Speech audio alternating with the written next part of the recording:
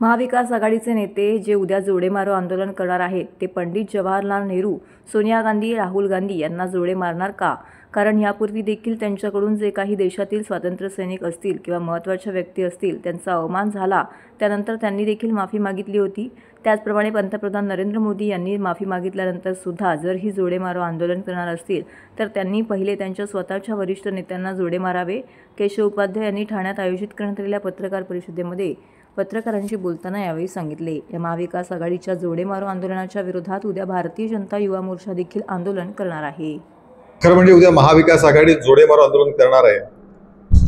माझा त्यांना पहिला प्रश्न असा आहे की ते पहिले जोडे नेहरू, सोनिया गांधी आणि राहुल गांधी या तिघांना जोडे मारण्याचं पहिली सुरुवात करण्याचं काम नाना पटोले, उद्धव ठाकरे आणि जयंत पाटील किंवा शरद पवार गटाचे जे कोण नेते आहेत ते हे करणार का? कारण माफी मागणं हे काय पुरेसं नाही अशा पद्धतीची विधानं आज आली आहे। माफी मागणं पुरेसं नसेल तर मग पंडित नेहरूंनी माफी मागितली होती डिस्कव्हरी ऑफ इंडियामध्ये शिवाजी महाराजांचा अत्यंत वाईट शब्दात उल्लेख केल्याबद्दल। सोनिया गांधी यांनी माफी मागितली होती की शीख समाजाचं सामुदायिक हत्याकांड ज्यावेळी राजीव गांधी यांच्या निधनानंतर झालं त्याच्याबद्दल।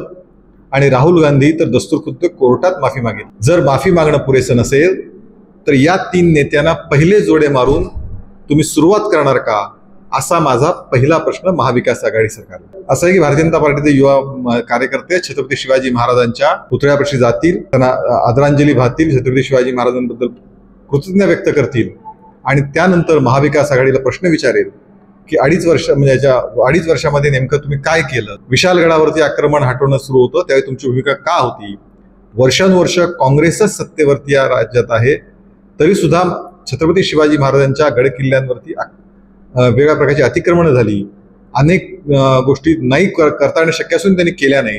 त्याबद्दल तुमचं शिवप्रेम हे बेगडी आहे का?